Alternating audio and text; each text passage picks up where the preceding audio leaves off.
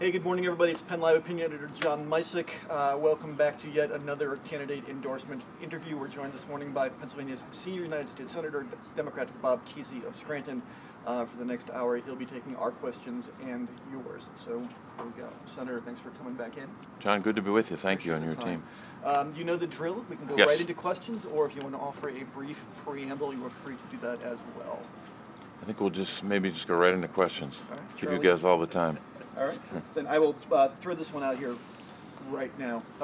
In a conference call with home state political reporters the other day, I think Wednesday, you apologized for the Manheim Township, the commercial rather, with the Manheim Township mom. Said it was a failure of judgment on your part. You've pulled that ad from your shared Wilkes-Barre-Scranton market, but it continues to air statewide. Will you commit now in recognition of that mistake to pulling the ad from the statewide airwaves in full? Well, John, first of all, I think it's important to know why Stacy Ritter and her family was the subject of that ad. I met her, gosh, it's almost 10 years ago now, way back in 2009. We were debating the healthcare legislation then, and in particular what pre-existing conditions meant as part of that fight. The good news is we got those protections in law. It's now the law of the land, but that is very much threatened now, not just by repeal, but by the lawsuit in Texas. When I saw Congressman Barletta's video where he talked about the impact on his family, I took him at his word that there was an impact on his family, and I made a decision to take the ad down from that viewing area where his family is. I think Stacy's story and stories like it across Pennsylvania need to be heard. We've got 5.3 million people that have a pre-existing condition, and it's a major issue in the campaign because I would argue healthcare is probably the #1 issue in the campaign. I've also said that if the airing of that ad in that region was causing pain, that was not something I ever intended. When I was, when candidates have to approve ads, you're approving the ad in terms of the message you're delivering and also the accuracy of it. But I never made the connection to his family, and I should have. But I was not thinking about that when I was approving that ad. I was thinking about the point I was trying to make on pre-existing conditions and knowing Stacy and her family and their story for all these years. When I think about pre-existing conditions, I think this is true of any public official. When you think about an issue, you tend to have a family or a story or a person in mind. That's what I was thinking about.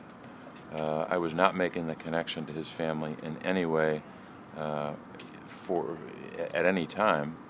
But I understand and take him at his word that he saw it differently and it had an impact on his family. And this is one of 3 ads that your campaign is airing statewide. I've seen the one featuring the mom, or the one rather with type 1 diabetes. So you are communicating that message. Right. It's not like it's not being communicated. So why not just pull it down in the rest of the state if you have 2 replacements ready to go? Well, the intent of the ad and my intention never had anything to do with the congressman and his family or his grandson.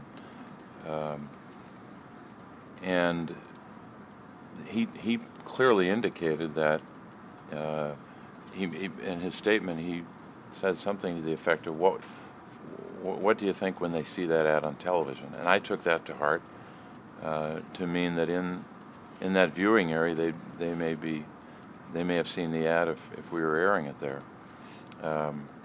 But I stand behind the ad. It's an accurate ad about a critically important issue.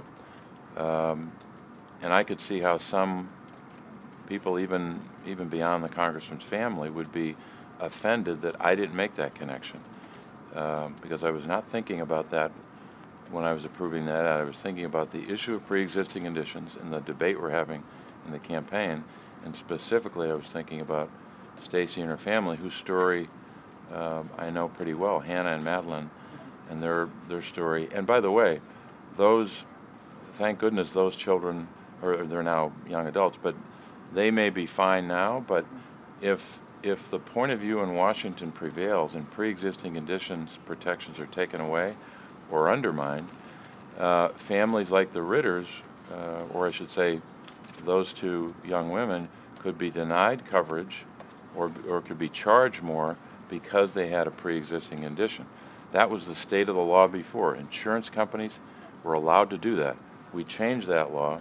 I hope that people in both parties would say, we're not changing the law on pre-existing conditions.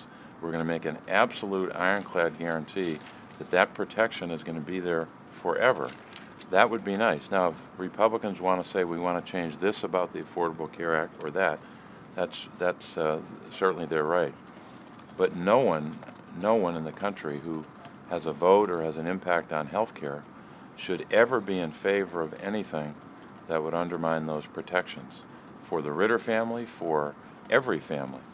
And but at the same time, I'll say it again, not for a minute was that my intention. And people that know me well, not just some folks out there commenting on politics, people who know me well know that's the truth. But I admit that maybe in that moment, or the time I was reviewing and approving that ad, maybe I should have made the connection and thought about it in a different light. I didn't, and that I take responsibility for that. And I certainly, I'll reiterate what I said in that interview. I apologize to the congressman's family and him, and in particular his daughter, if I caused any pain at all or added to the pain that they've already been enduring. Let's stay on health care for a moment. Leader McConnell has said he'd like to take another run at it in the next Congress. Has he given any indication on what that, on an Obamacare repeal in the next Congress, pardon me, has he given any indication on what that might entail, and how can Democrats stand against whatever encroachment the Republicans might plan? Well, they're coming at this a couple of ways. First is, I'm sure they'll resurrect the repeal, but I think they should know that they will be met with great opposition, and not just from Democrats. I think in 2017 the country realized that this soundbite of "let's repeal Obamacare," and a lot of Americans might have thought that's about someone else, not me, found out it was about them, especially in the context of Medicaid. We found out in 2017 that Medicaid is an us program, not a them program. We also found out that a lot of people's lives would be badly damaged. The House bill on the repeal of the Affordable Care Act was an obscenity. It would not only repealed the protections that I just talked about, as well as would have denied coverage to millions of people, but it had a gross, disgusting tax cut in it, giving tax cuts to rich people in the same health care bill. Now the Senate pulled that out. The Senate had a straight repeal bill. But no matter what version of repeal, millions of people lose coverage, and potentially tens of millions, some people believe it's over 150 million people that had coverage before the Affordable Care Act, got better protections because of the Affordable Care Act, including pre-existing condition protection, would lose that protection. So this repeal effort attacks anyone with health care, in essence. It's not simply the 20 million plus who got coverage. It attacks everyone. Everyone who has employer coverage will be badly injured if Republicans get their way. But John, it gets even worse than that. The House Budget Committee voted in June on a 10-year budget. This is hard to comprehend how offensive this is. 10-year budget in the House Budget Committee, which would cut healthcare programs alone, $2.1 trillion with a T. $537 billion they would cut from Medicare over 10 years, and $1.5 trillion out of Medicaid in the Affordable Care Act. Most of that straight out of Medicaid itself. So that's on the ballot. So if you're in favor of cutting basically two health care programs, Medicare and Medicaid, by $2.1 trillion over 10 years, and if you're in favor of taking away protections from tens of millions of Americans and having tens of millions of other Americans, potentially, or at least millions, losing their coverage, you should vote Republican, because that's what you're getting. and it's a very, very clear choice. It's a very clear choice in my race. It's a clear choice in all the House races. Frankly, maybe even in the governor's race. Okay. Well, I guess the question that is top of mind for me after the summer is the Senate's role in the Brett Kavanaugh confirmation. And I think a lot of people were surprised by your early announcement and your early declaration of non-support for him. And I guess I just wanted to ask you, I mean, it seems to me like you left yourself open to a lot of criticism there, because you basically declared yourself a no before you knew a lot about that person. And didn't you also say that you would oppose any Trump judicial nomination at that point? I mean, why such a blanket statement, and is that really playing fair with the process? Yeah, and I stand behind what I did, and I'll say it again. When I was commenting about the Kavanaugh nomination before there was one, I was commenting about the list. This is the reality now in America by this administration. There are 25 names on a list, and only 25 names picked by two groups, not the Republican National Committee, not the Chamber of Commerce or some business group, the usual groups that you think about when you think about the National Republican Party. Only two groups, the Federalist Society and the Heritage Foundation. Two extreme right organizations are picking nominees for the Supreme Court. It is as clear as day. The president made a corrupt bargain in the campaign. He said, if you elect me, I will choose only from that list. He even said it. He even referred to the Federalist Society, and I think he actually mentioned Heritage as well. The Heritage Foundation calls unions cartels. They are anti-worker. They are leading the effort. They are, in essence, hosting the state attorneys general who are trying to, in a court of law now, in a federal court, trying to win the battle of declaring the entire Affordable Care Act unconstitutional, thereby definitively and with certainty removing the protections for all kinds of protections, including for pre-existing conditions.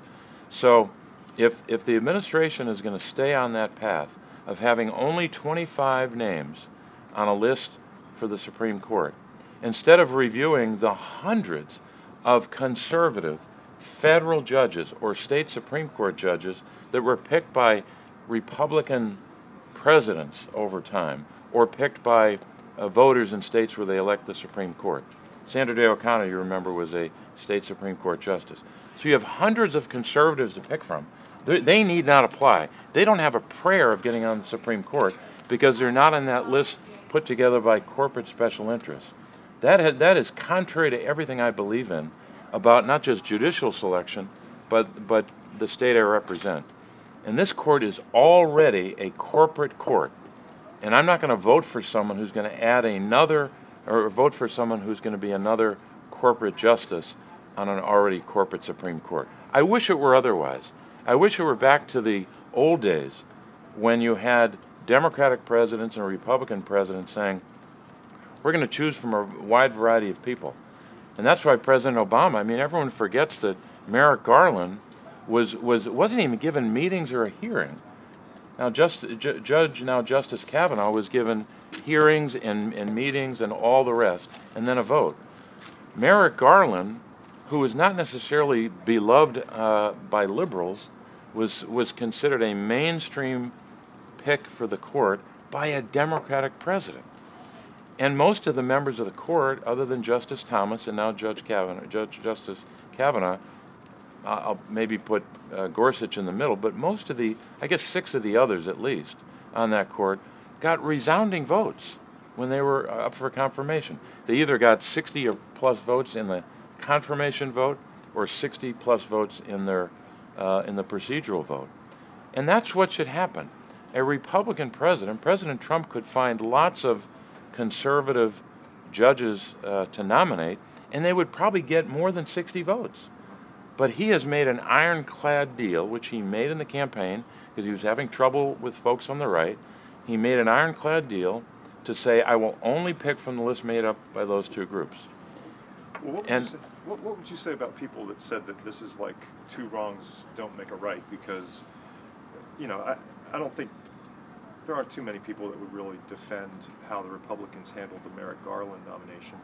But if you come right out of the chute and say, no, I'm not going to consider any nomination he makes for the Supreme Court because it's from this list. I mean, I'm sure presidents have. You may not like how they derive the list, but every president ultimately has a list, right? When he's looking at his. And I'm just Charlie, wondering, if a Democrat, isn't that just sort of like almost as bad on the reverse image as the Merrick Garland process was? No, because it's the second time they've taken an action as a party that's been unprecedented. First, for the first time in American history, saying to a qualified. By the way, Merrick Garland on the same court as Judge Kavanaugh, the District of Columbia Circuit, a federal circuit court, eminently qualified, investigated the Oklahoma City bombing. Several Republican senators, when he was up for confirmation to the D.C. Circuit, praised him and said how capable he was. So he was a mainstream pick by a Democratic president.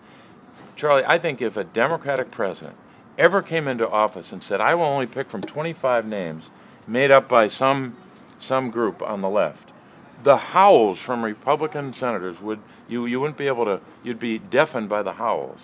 They'd say, that is outrageous, you're an ideologue, all the rest. Here we have something that President Bush didn't do, or former President Bush, President Reagan. If President Trump said, I'm going to pick from a wide range of judges around the country, they have to be Republican judges, I'd say fine. Pick a conservative. I'm not even asking them to pick a moderate, middle-of-the-roader. I'm just saying pick a mainstream conservative. But this is a party now in Washington totally controlled by corporate special interests. Corporate special interests run the House, they run the Senate, they have disproportionate, overwhelming influence on the administration, and now the corporate right is picking the Supreme Court because only 2 groups get a seat at the table and only 25 names. That is contrary to everything folks in both parties should believe. So if the president announces, if there is another pick, and he says, you know what, I'm not just going to pick from those 25 names. I'm going to widen the search, and I'm going to interview only conservative judges. Or I'm going to pick from a wide variety of hundreds of conservative judges. Then certainly I would sit down with them and consider their nomination. But look, even if you were 100% in favor of Judge Kavanaugh before his rebuttal to Dr. Ford, I don't think very many middle-of-the-road senators or public officials or even citizens would would still be in favor of him after that. His performance disqualified him. He could have very easily made his case that he was denying the charges and made the case for himself, and then draw a very bright line and not talk about conspiracies and making these categorical denunciations of Democrats. That was the worst temperament I might have ever seen from a judge. And I've met a lot of judges in my day, from local judges all the way to federal judges, and he could have very easily defended himself without going into those political arguments. But he did it for one reason. He wanted to rev up the opposition and did a pretty good job of inflaming an already difficult moment. 2 follow-up questions to that. One, you said you would meet with then Judge Kavanaugh if asked. Sure. You never had that meeting. Right. How strenuously did you reach out to his people to the White House to try to set something up? Why did that meeting not come off? And Yeah. so at the back end of that, if you thought the Garland process was so toxic, couldn't you have improved it by making sure you sat down with the guy? I didn't do a lot of outreach, but I wanted to make it clear that I'd certainly meet with him. I meet with people all the time that I disagree with. I don't think that the judge met with every member of the Senate. I don't recall if he met with all 100, but I certainly would have done that. But I wasn't calling them every day to try to set up the meeting. It was pretty clear where I stood, and they may have figured it was not worth the time, but I was certainly open to it. But this is new, to have a list of 25 only, and it's certainly new to have a list of 25 that even the Chamber of Commerce didn't pick. I mean, if they said this list of 25 was picked by the National Chamber of Commerce. I wouldn't like that, but it would be an improvement on the Heritage Foundation and the Federalist Society. I mean, come on. I'm sure you've been watching the news from Harrisburg about the clergy sex abuse legislation that stalled out up on the Hill. And I'd like to get your opinions on that, followed by just the news yesterday that the DOJ is looking into this issue in Pennsylvania. Yeah, that was welcome news, and I'm glad the U.S. Department of Justice is looking at it. And I'm glad that the grand jury and Attorney General Shapiro worked so hard to make put these abuses on the public record, and to give to provide a in essence a personification of what happened by having real folks come forward to tell their story.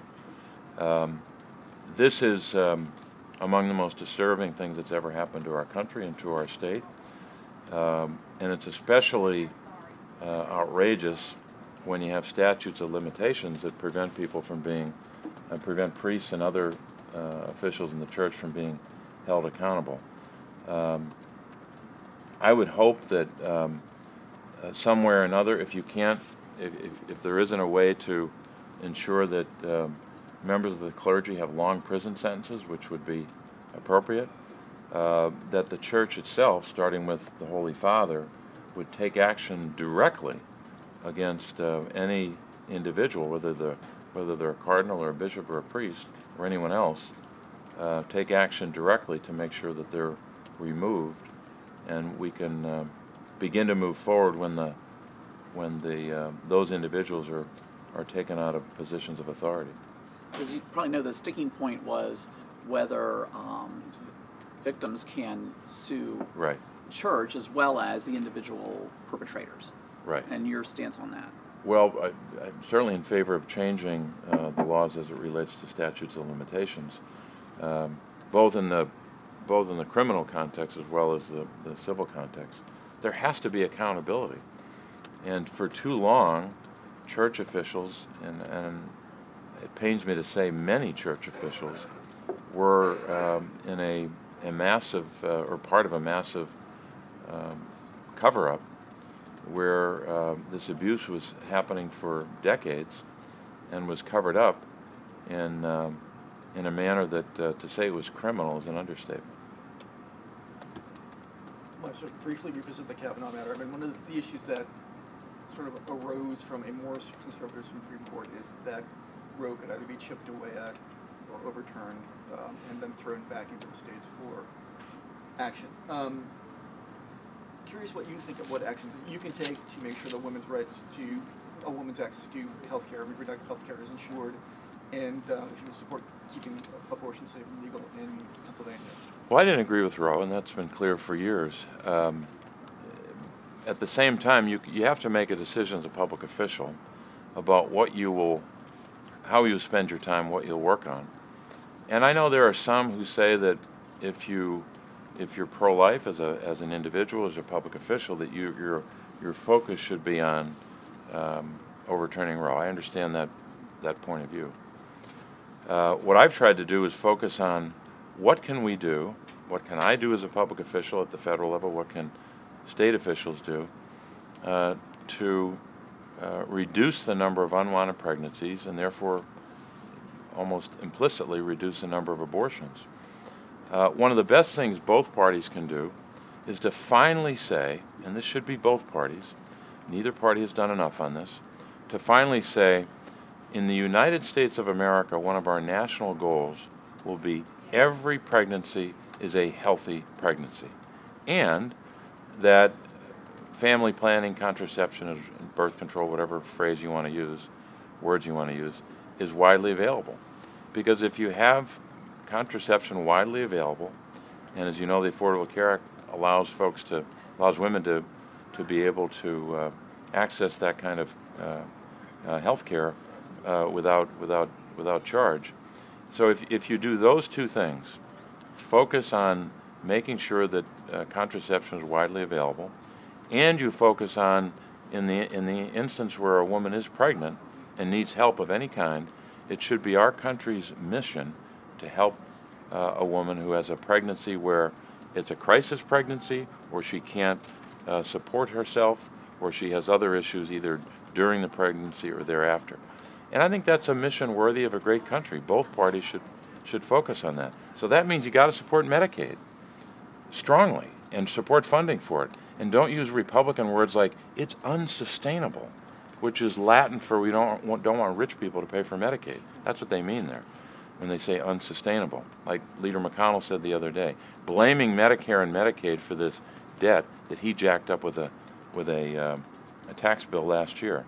But you've got to support Medicaid because Medicaid pays for 45% roughly of all the births in the United States of America. So if you're a conservative, you've got to wrestle with that a little bit. Let me think. I'm cutting Medicaid, but I call myself pro-life. How does that work?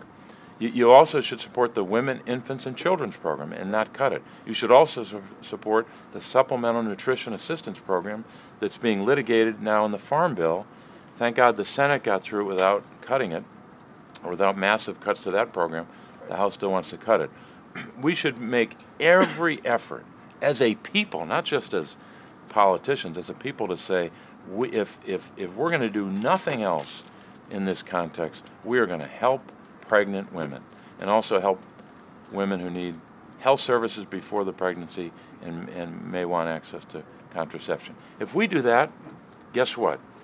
We won't be fighting every day on this issue.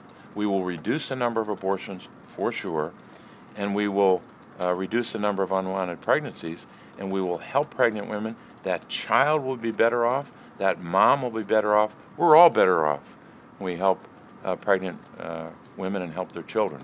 That's what you do when you're a great nation. And I hope that my Republican friends would stop preaching and start working to help pregnant women. By the way, I'll add two more things real quick. Sorry, I've got a long list here. As part of the Affordable Care Act, my legislation became part of it, the Pregnancy Assistance Act. Probably the first time in recent American history where we passed a piece of legislation as part of a larger Affordable Care Act that was provided direct help for pregnant women. Give you an example. If a young woman's on a college campus, she becomes pregnant, she's got two choices. The law allows her to have an abortion, or she can carry the child to term. If she decides to carry a child to term, why wouldn't we help her? Why wouldn't we help her say, let's help you with your classes. Let's help you give you help on that campus. The Pregnancy Assistance Fund now is in 18 states, and it is helping pregnant women across the board. The last thing I'll say, the second thing in this part is we still have not gotten, and I'm frustrated that my bill has not passed yet, the pregnancy discrimination legislation, which finally says we're going to treat pregnancy discrimination exactly like we treat discrimination against those with a disability. Great news in the early 90s when we passed the ADA that said that if an employee comes forward with in a work site and has a disability, the employer has to provide what is called reasonable accommodations for that individual with a disability in the workplace. That standard is not part of pregnancy discrimination law because that standard came into effect after the original pregnancy discrimination law in 1978. So we need to pass that as well so that if a mom is on the job and she's being discriminated against during her pregnancy, which can make that pregnancy unhealthy, that we should protect her in the workplace. Pivot to current events for a moment. The president has made great hay out of this so-called caravan of immigrants who are marching up from, making their way up from Honduras towards the southern border, apparently.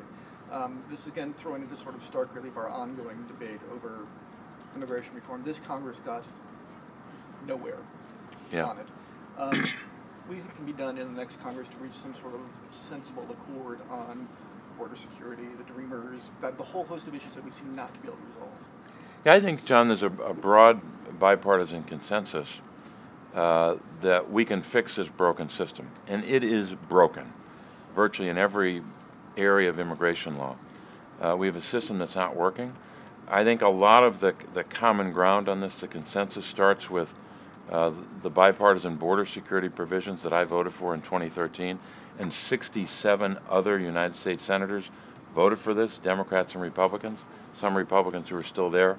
Unfortunately, several of them are leaving this year, so that limits the consensus. But border security that would have added 20,000 Border Patrol agents, would have required 24-hour surveillance, would have deployed Department of Defense and other technologies on the border, would have definitively secured the border over time. We would have been 5 years into this if Republicans in the House had actually taken up the bill and voted for it. I think if it had a vote in the House, it probably would have passed. And I know that some on the right would have hated that, but it probably would have passed, and we'd be solving not just this border security challenge, and it is a problem.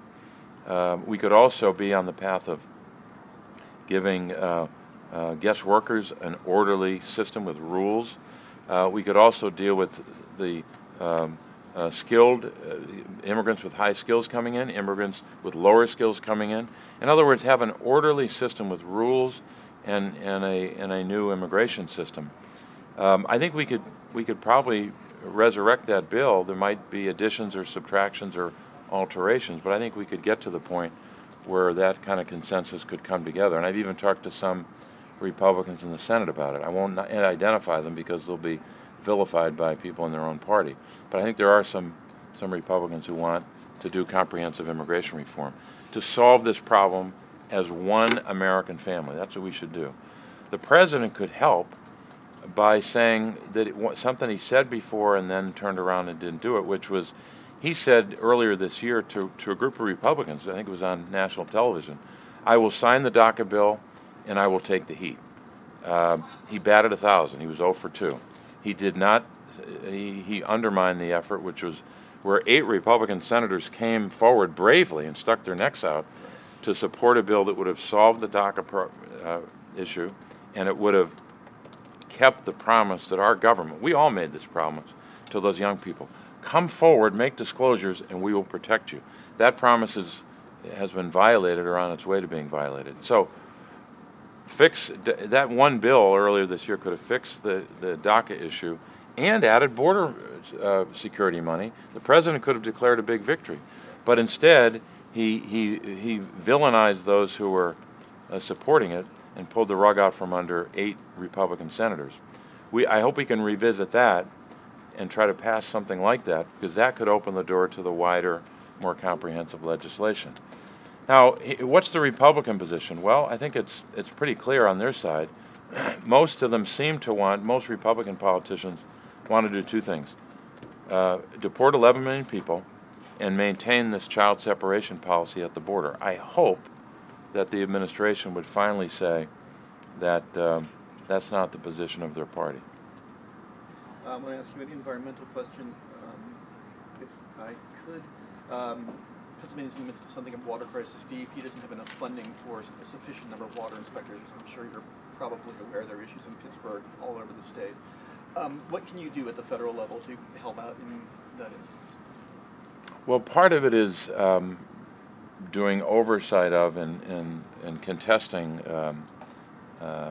what the EPA has been doing, and obviously there's a lot of that's I think an agency that's had a lot of tension and crisis, really, because Administrator Pruitt not only had a long list of corruption attached to him that I think was unique to him, but also was pursuing an aggressive corporate polluter, corporate special interest agenda. So that's among the most important priorities, is to push back against that. And I'm a legislator who represents a state where we have a state constitutional provision, Article 1, Section 27. Right. The people shall have a right to clean air, pure water, preservation. I won't go through all of it, but that is an important constitutional directive to me and every public official in the state, literally every citizen. So the first thing is to push back on the corporate agenda on pollution. Second thing is we should do our best, and I certainly have more work to do on this, to advocate for more funding that could help alleviate some of the crisis, the funding crisis here in Pennsylvania, because you can't do much by way of providing environmental protection or remediation or other supports if you don't have the funding. And if there is a way, I can't identify a specific line item that would help, but should and will continue to examine that and see if we can provide more funding. I was wondering about what you talk about can be done at the federal to help cities like Harrisburg, York, Lancaster, Right. Reading that have coastal challenges. What more can Congress be doing to help these small cities that have large pockets of people in poverty and just can't, turn things around on their own?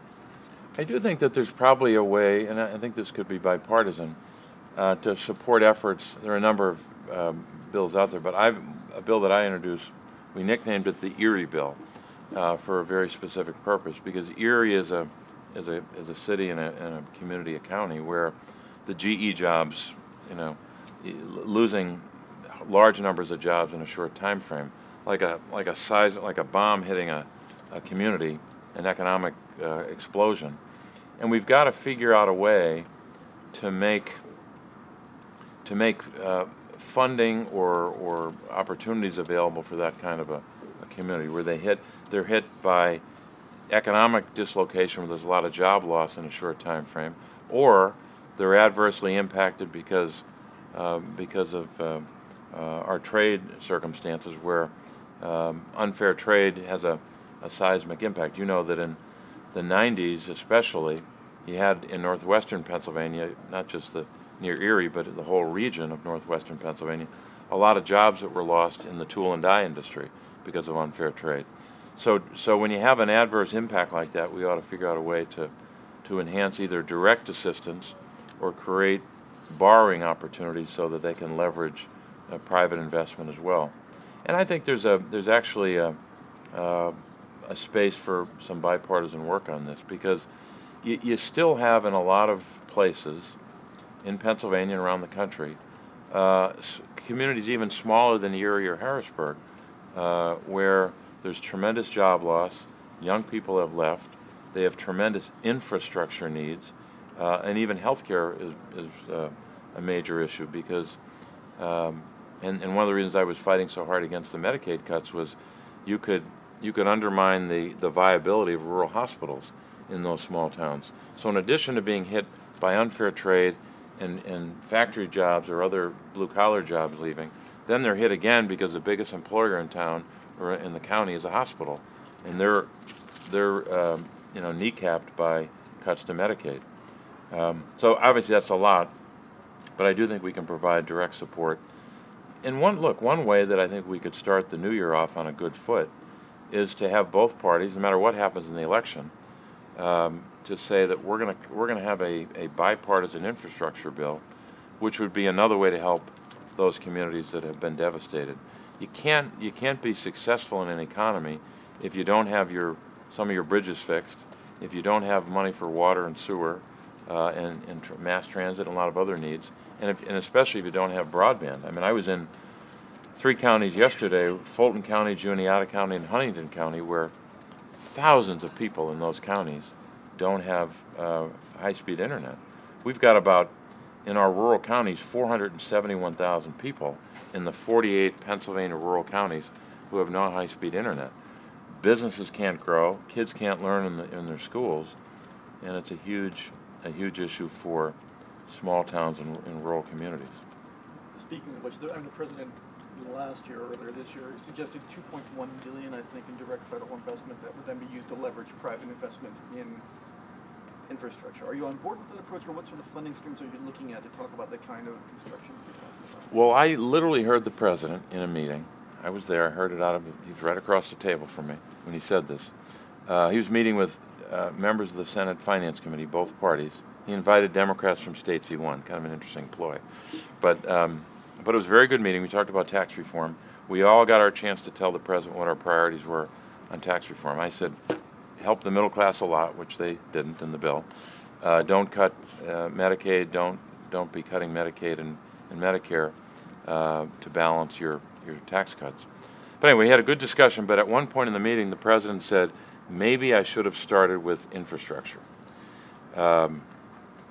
And I think that was a moment where I was not hopeful at that moment, but I'm still hopeful that maybe in the new year he'll work with both parties to have a major commitment to getting an infrastructure bill passed.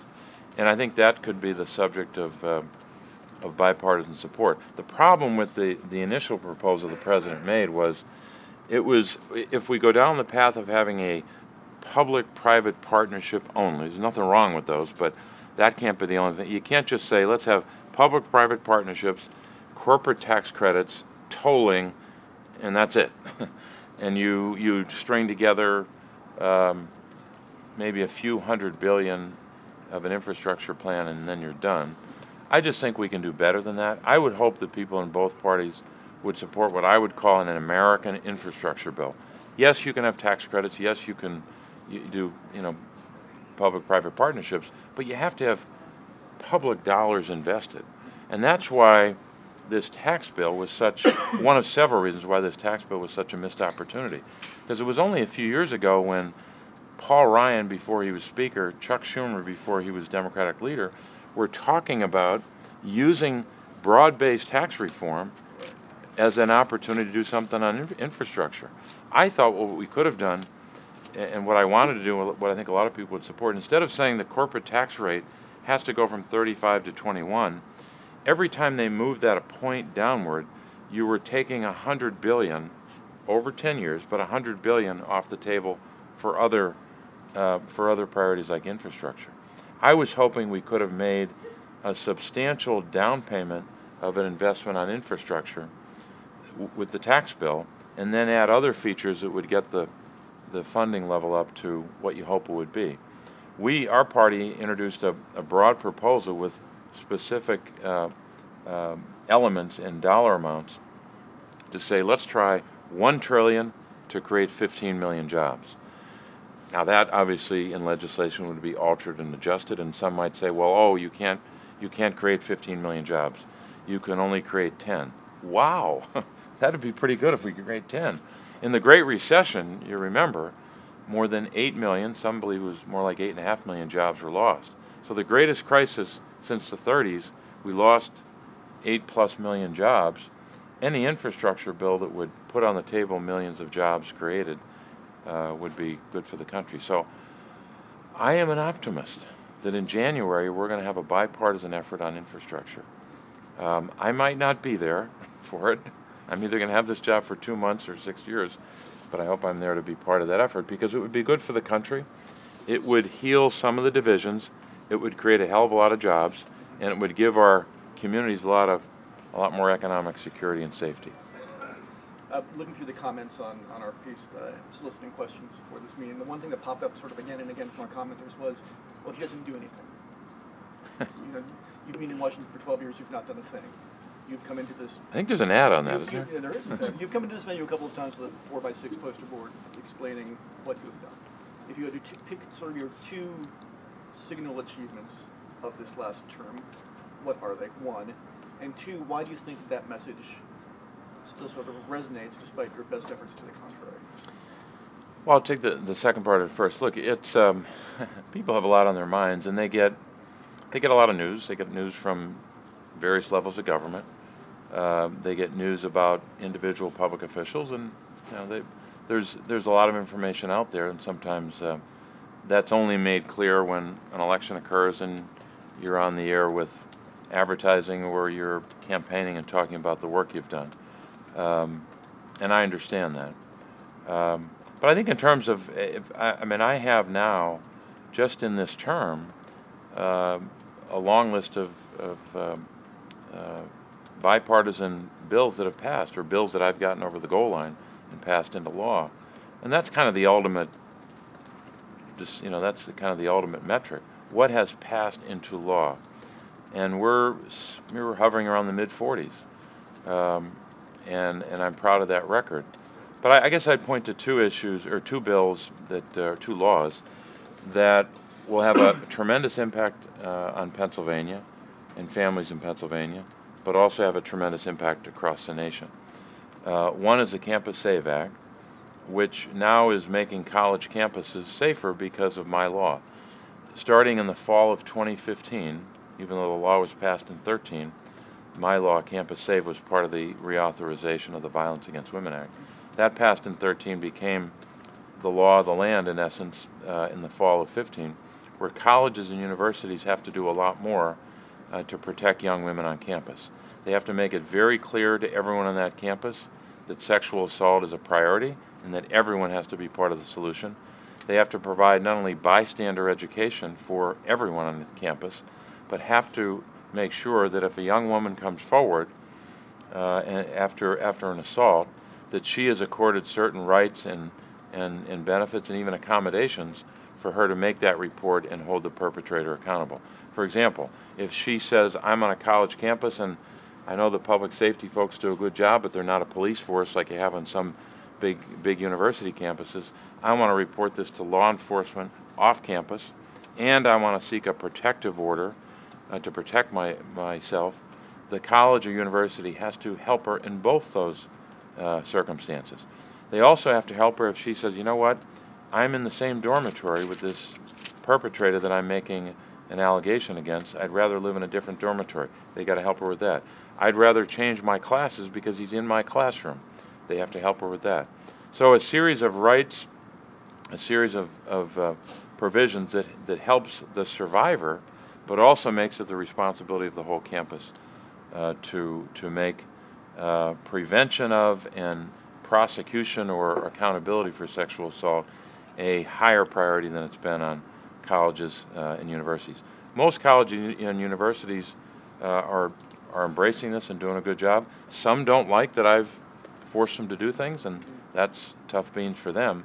We've got to make sexual assault a priority, and if my law saves one young woman from assault, I'll be very happy, but it's going to save a lot more than one. Second would be the ABLE Act. We had in law for years a provision that allowed you to save for a college education in a tax-advantaged way. We didn't have a comparable provision for those with disabilities. So in a family, and I heard this from people all across our state, you have a mom or a dad or even grandparents who want to set aside money for a son or grandson or son or daughter who might have a disability. They might have Down syndrome, they might have a physical disability, they might be on the autism spectrum, and the law would literally not allow them to do that. In fact, once you saved above $2,000, you'd be penalized from getting the benefit of other government programs. Now, because of my ABLE Act, you can save up to $100,000 in a tax-advantaged way. So that family can have peace of mind knowing that when that individual is no longer a child or a teenager, now they're an adult, they might have a disability. I know of people like Sarah Wolf, who lives in Lackawanna County where I live, who works, and she has Down syndrome. She's working every day. She's a very active person. Now she'll be able to save in that account for assistive technology or help she needs that are related to her disability. She can use that account to pay for transportation to get to work or otherwise.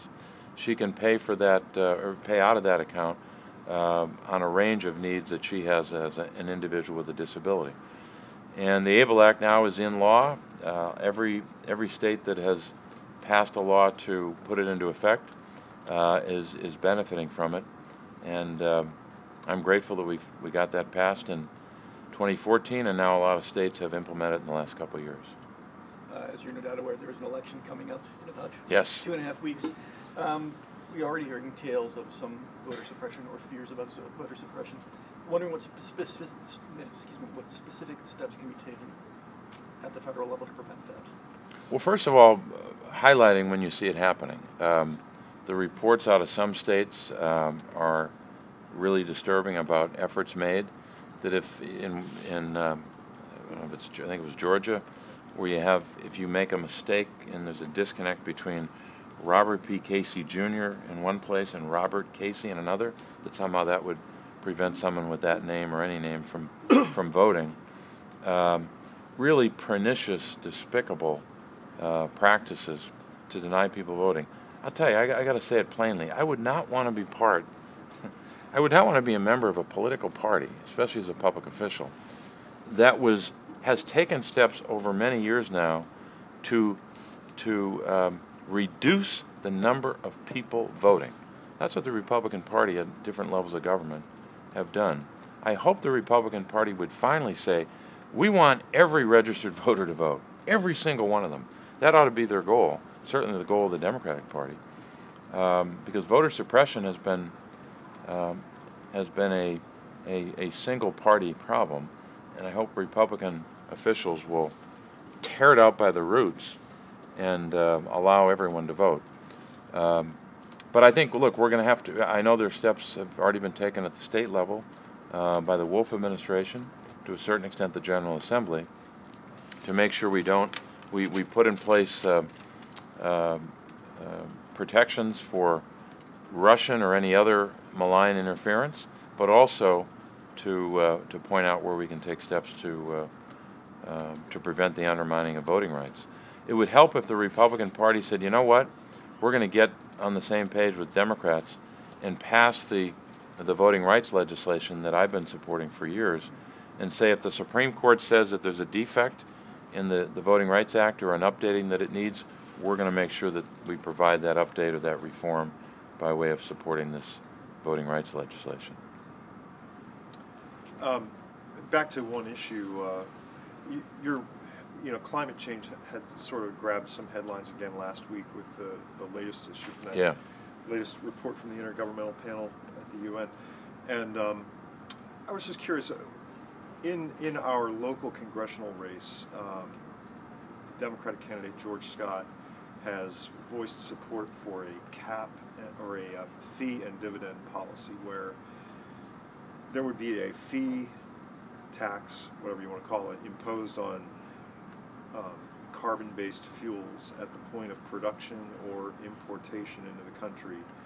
It's held; those fees are held in a trust, and then they are literally sent out, distributed to households across America in the form of a dividend. The idea is to make it revenue neutral, but while you're driving up the cost of the carbon-based energies, to incentivize people to move to renewables and other technologies. And I was just curious how do you feel about a proposal like that? I mean, Scott points to that as an example of a way that America can take a forceful leadership role in the world's battle against climate change. Do you support something like that? I mean, or do you have other ideas about climate change that you might advance in a new term? Yeah, number one is I haven't seen that proposal, and I haven't, you gave a detailed explanation, I appreciate that. I just haven't examined that proposal. I don't know if that idea or the broad outlines of that bill are contained in a Senate bill. It might be, that I haven't looked at yet. But look, I think that approach recognizes that we have to take action against climate change. That, and I think that's a consensus for the most part in both parties. You have some folks on the extremes who may not embrace that, but that we've got to take action, and we should also try to lead the world on this. And that's why two matters, or two actions, I should say, were particularly disturbing that the new administration took. Pulling us out of the Paris Climate Accords was the wrong decision, and undermined our ability not just to do the right thing for our country, but also for the world and to lead the world. And secondly, the undermining and the hostility that Republican members of Congress bring to the Clean Power Plan. That should be, those two things should be locked in right now, and we should add to that other steps that the EPA can take by way of enforcement or by way of other creative ideas to confront this crisis. In essence, it's a moral crisis. We're either going to tackle this problem before it's too late, and I don't know how many years away, but there's a debate about how many years away, but we're going to reach a point where we can do nothing about it. And this has consequences not only for our own people, in terms of the ravage or the destruction that could be brought to bear on communities because of rising tides and all kinds of adverse consequences for communities here in the United States, and also consequences for our environment. And go back to that Pennsylvania constitutional provision: the people shall have a right to clean air, clean water, and all of the rest.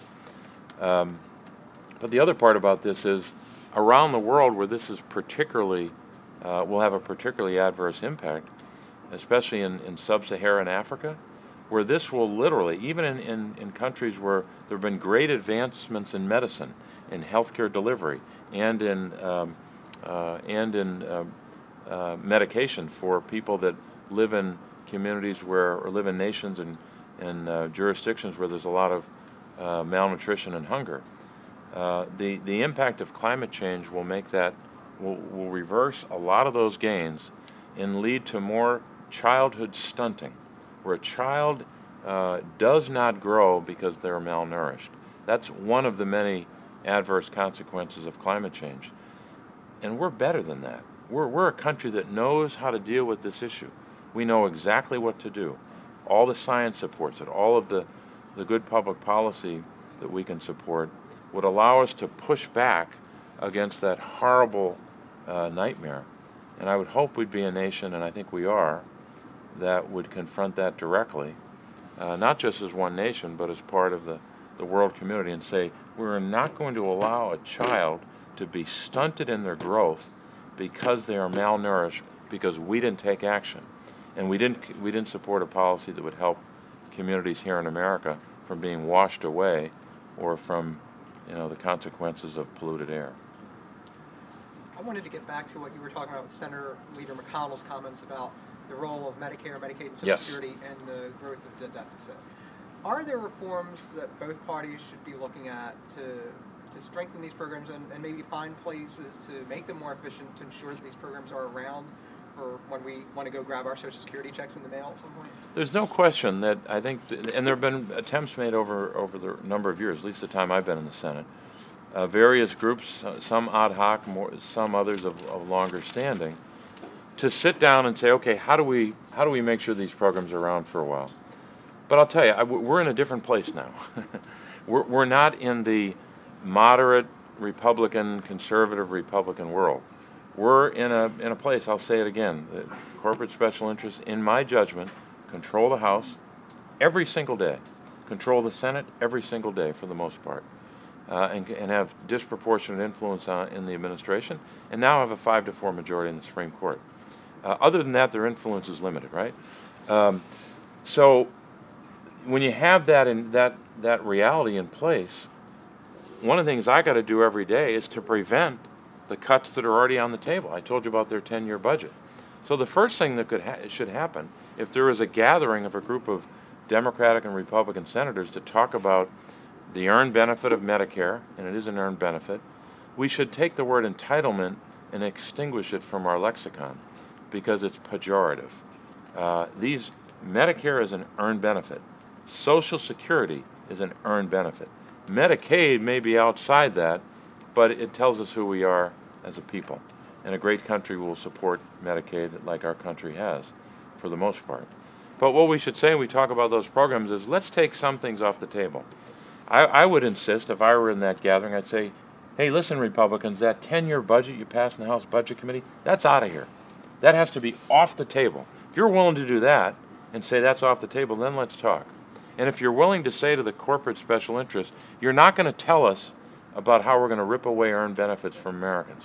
So get out of the room, corporate special interests. You don't have a seat at this table because we want to make sure that we're talking about real people here that don't have power but rely upon these programs. If Republicans were willing to take a couple things off the table that they will not engage in, we could have a great discussion, and I think we could reach consensus, as we have done in earlier eras.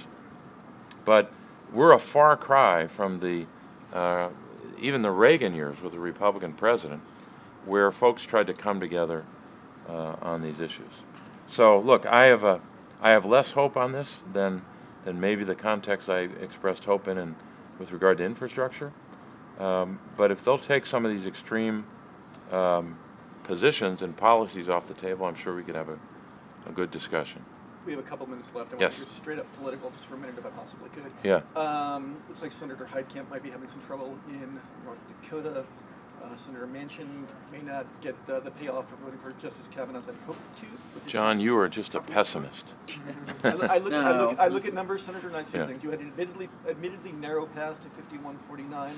Are you worried that Kavanaugh woke a sleeping monster? And how do you like his chances?